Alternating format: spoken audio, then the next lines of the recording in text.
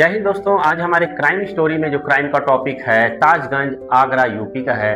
एक जूते का कारोबारी जो अपने परिवार के साथ ताजगंज एरिया में रहता है, 24 मार्च को उसकी बड़ी बच्ची जिसकी उम्र 8 वर्ष रहती है अचानक गायब होती है और दूसरे दिन उसी के निवास में आटे के ड्रम में उसकी बच्ची का कटा हुआ शव मिलता है।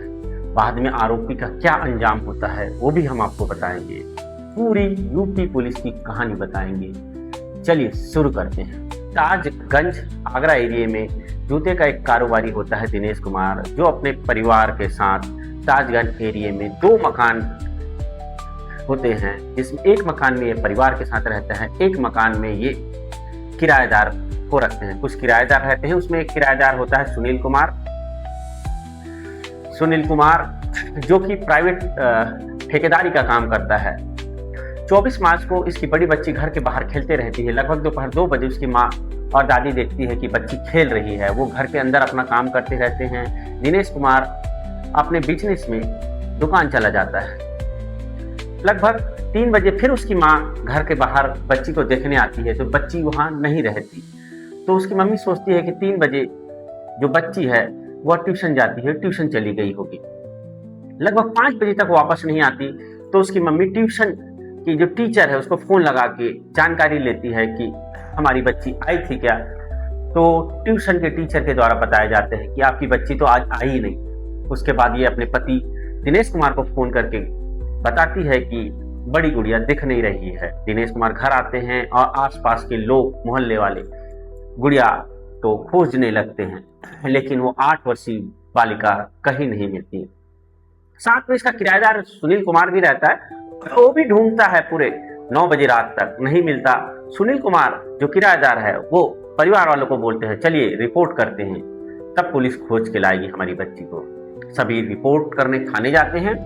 उसमें अपहरण का मामला पंजीबद्ध होता है, क्योंकि जब नाबालिग कोई भी बिना बताए घर से गायब हो जाते हैं, जिसमें अपहरण का मामला माननीय सुप्रीम कोर्ट के आदेशानुसार कायम होता है। अपहरण का मामला कायम होने के बाद पुलिस खोजबीन करती है, कुछ नहीं मिलता। दूसरे दिन पुलिस फिर आती है, फिर घटनास्थल के आसपास का सीसीटीवी फुटेज देखती है, तो लगभग 3 से 3:30 बजे के आसपास बच्ची एक दुकान में चिप्स का पैकेट लेते हुए दिखती है। बस वही एक लाश पुलिस के पास एविडेंस रहता है, जहां 24 की रात को, 24 को दोपहर को वो एक चिप्स लेते दिखाई देती है। उसके बाद बच्ची गायब रहती है। इसी दौरान 25 तारीख को सीसीटीवी फुटेज जब देखा जाता रहता है, तो लड़की के पिताजी पुलिस वालों को बताते हैं कि हमारी बच्ची जिस दिन से गायब है उसके दूसरे दिन से सुनील कुमार जो हमारा किराएदार है वो भी गायब है। मुझे उस पर शक है, चलिए उसके घर का तलाशी लीजिए। उसके बाद पुलिस सुनील कुमार के कमरे की ताला तोड़कर तलाशी लेती है। पूरे घर की तलाशी लेते हैं, पलंग, अलमारी, कुछ नहीं मिलता।